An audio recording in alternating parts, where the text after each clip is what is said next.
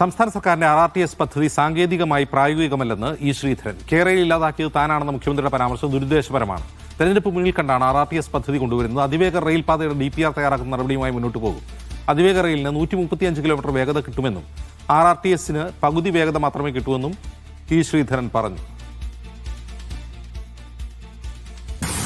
RRTS is not workable. തീർച്ചയായിട്ടും പറയാം. RRTS Kasaragod വരെയുണ്ട്. അതുകൊണ്ട് എന്താ ഗുണം? അത് കാസർഗോഡ് എത്തണ്ടേ? ഇവിടെ പുറപ്പെട്ട് കാസർഗോഡ് ഇത് മാക്സിമം അവരെ സമ്മതിക്കും. ചെങ്ങന്നൂർ വരെ പോവാം. ചെങ്ങന്നൂട്ടും അതിൽ നിങ്ങൾ പോകാൻ സാധിക്കില്ല. അങ്ങനെ പോകുന്നത് വളരെ ഷോർട്ട് ട്രെയിനാവേ. ആരാണ് ഈ ഐഡിയ കൊടുത്തത് എനിക്കറിയില്ല കേട്ടോ. ആരൊരു ഐഡിയ കൊടുത്തിട്ടാണ് അത് ആളെ കൊടുത്തിരിക്കുന്നത് അതിനെപ്പറ്റി അറിയില്ല. അദ്ദേഹം സാധാരണങ്ങൾ തിരിച്ചറിയാൻ പറ്റുന്ന ആളല്ല. ഓൾദോ കേരളത്തിൽ വലിയ അബദ്ധം പറ്റി ചെയ്തു. അത് പോയിന്റ് ഔട്ട് ചെയ്ത് എവറി സ്റ്റേജ് ഞാൻ ലെറ്റർ ചെയ്തിട്ടാണ്. ഇത് അക്സെപ്റ്റ് ചെയ്യില്ല, അത് അക്സെപ്റ്റ് ചെയ്യാൻ പറ്റില്ല, അത് സമ്മതിക്കില്ല ആൾക്കാരെന്ന് പറഞ്ഞിട്ട്. സേഫ് സൈലാബ്ദീൻ വീടുമായി ചേരുന്നു. സേഫ്, ഈ അതിവേഗ പാതയ്ക്ക് 135 കിലോമീറ്റർ വേഗത കിട്ടുമെന്ന് പറയുന്നു. ഈ 135 ഒരു വേഗതയാണോ? അതെ, അതാണ് ഒരു പ്രധാനപ്പെട്ട ചോദ്യമായി നിലനിൽക്കുന്നത്. 130 മുതൽ 160 വരെ കിലോമീറ്റർ വേഗതയിൽ പോകും എന്നാണ് പറയുന്നത്. നിലവിൽ കേരളത്തിലൂടെ ഓടുന്ന ട്രെയിനുകളെല്ലാം ഒരു 100-ന് മുകളിൽ 110 ഓടുന്ന ട്രെയിനുകളാണ്. അത് ഒരു അതിവേഗം എന്ന് പറയാൻ കഴിയില്ല. ഒരു പക്ഷേ സ്റ്റോപ്പുകൾ കുറച്ചും കൂടി വേഗത്തിൽ എത്താൻ കഴിയുന്ന തരത്തിലായിരിക്കാം അത് തയ്യാറാക്കുന്നത്. എന്തായാലും അതിന്റെ കൂടുതൽ കാര്യങ്ങൾ പുറത്തു വരാനിരിക്കുന്നതിനിടയിലാണ് ഇപ്പോൾ ഇ ശ്രീധരൻ തന്നെ ഈ പദ്ധതി പ്രായോഗികമല്ല എന്ന രീതിയിൽ ചില പ്രതികരണങ്ങൾ നടത്തുന്നത്. അത് കേരളത്തിന് പ്രായോഗികമല്ല എന്നാണ് അദ്ദേഹം വ്യക്തമാക്കുന്നത്. ഒരു പദ്ധതിയെക്കുറിച്ച് അദ്ദേഹം മെനഞ്ഞാന്ന് വൈകുന്നേരം മാധ്യമങ്ങളെ കണ്ട് ചില കാര്യങ്ങൾ വിശദീകരിച്ചിരുന്നു. ആ പദ്ധതി കേന്ദ്രത്തിന് അനുമതിക്കായി സമർപ്പിക്കുമെന്ന സൂചനയും അദ്ദേഹം നൽകിയിരുന്നു. ഇന്നലെ മുഖ്യമന്ത്രി പറഞ്ഞ ചില വാക്കുകളാണ് അദ്ദേഹം ഇന്ന് മാധ്യമങ്ങളെ കാണാൻ അദ്ദേഹത്തെ പ്രേരിപ്പിച്ചത്. ഇന്നലെ മുഖ്യമന്ത്രി ലോക കേരള സഭയുടെ ഉദ്ഘാടന സമ്മേളന വേദിയിൽ മുഖ്യമന്ത്രി പറഞ്ഞത് ഒരു അതിവേഗ ട്രെയിൻ എന്തായാലും കേരളത്തിന് വേണം, അതിനുവേണ്ടിയാണ് കേരയിൽ പദ്ധതി രൂപീകരിച്ചത്. പക്ഷേ ആദ്യം മുതൽ തന്നെ ഈ സമയം വരെ, ഈ ഘട്ടം വരെ, മുഖ്യമന്ത്രി സംസാരിക്കുന്ന ആ സമയം വരെ അതിനുവേണ്ടി വിവിധ കടമ്പകൾ കടക്കേണ്ടിയിരുന്നു. സംസ്ഥാന സർക്കാർ പൂർണ്ണ സന്നദ്ധമായിരുന്നു നടപ്പാക്കാൻ വേണ്ടി. പക്ഷേ കേന്ദ്ര സർക്കാരിൽ നിന്ന് ഒരു അനുകൂല നിലപാടും ഉണ്ടായില്ല. കൊടുത്ത DPR പലതവണ മാറ്റി നൽകാൻ വേണ്ടി അവർ പറഞ്ഞു. അങ്ങനെ മാറ്റി നൽകുമ്പോൾ കേരളം എന്താണോ അതിവേഗ റെയിൽപാത കൊണ്ട് ഉദ്ദേശിച്ചത് അത് സാധ്യമാകില്ലായിരുന്നു.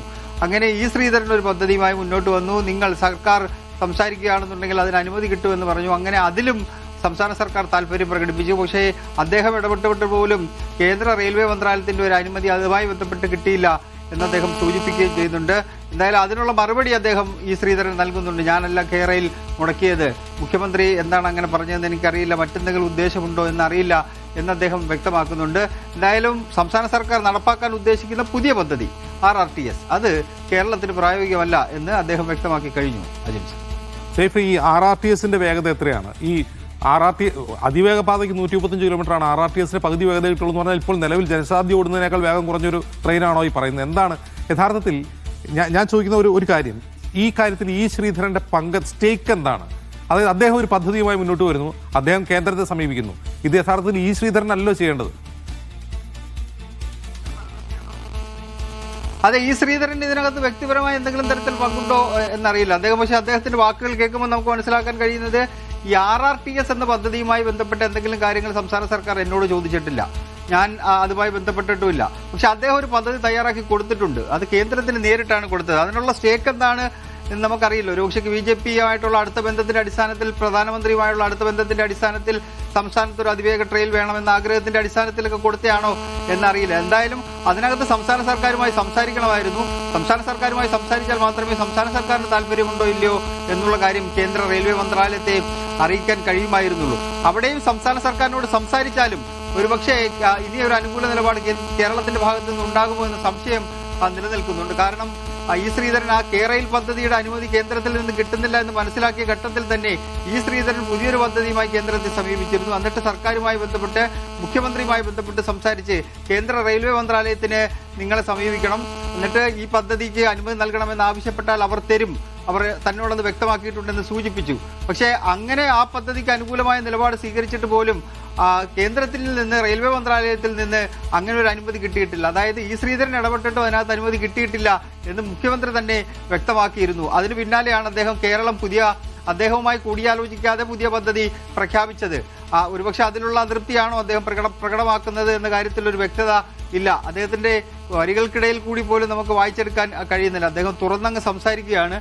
തുറന്ന് സംസാരിക്കുമ്പോൾ അത് ആ വാചകങ്ങൾക്കിടയിൽ ചില അതൃപ്തികൾ കാണാൻ കഴിയുന്നുണ്ട്. കാരണം സർക്കാർ തന്നോട് ചോദിച്ചിട്ടില്ല, താനുമായി ബന്ധപ്പെട്ടിട്ടില്ല, എന്താണിത് എന്ന കാര്യത്തിൽ ഒരു വ്യക്തതയൊന്നും വന്നിട്ടില്ല എന്ന തരത്തിൽ അദ്ദേഹം കാര്യങ്ങൾ പറഞ്ഞു വെക്കുന്നുണ്ട് എന്നതിനപ്പുറം അത് എങ്ങനെ അത് മുന്നോട്ട് പോകും എന്നത് സംബന്ധിച്ചൊരു വ്യക്തത കുറവ് ഇപ്പോഴും നിലനിൽക്കുന്നുണ്ട്. ഇപ്പോൾ ട്രെയിനിന്റെ വേഗത കാര്യം ചോദിച്ചത്, കഴിഞ്ഞ ദിവസം മുഖ്യമന്ത്രിയുടെ ഓഫീസിൽ നിന്ന് ഇതുമായി ബന്ധപ്പെട്ട ഒരു പത്രക്കുറിപ്പ് പുറത്തു വന്ന സമയത്ത് അതിനകത്ത് പറഞ്ഞിരുന്നത് 160 കിലോമീറ്റർ വരെ വേഗതയിൽ പോകും എന്നാണ് അതിനകത്ത് പറഞ്ഞിരുന്നത്. പക്ഷേ അത്രയും വേഗത എന്ന് പറയുന്നത് പോലും കേരളത്തിനൊരു വലിയ അത്ഭുതമായിട്ട് തോന്നും എന്ന് കരുതാൻ വയ്യ. കാരണം നമ്മളെ പല ട്രെയിനുകളും നല്ല വേഗതയിലാണ് ഇപ്പോൾ തന്നെ ഓടുന്നത്.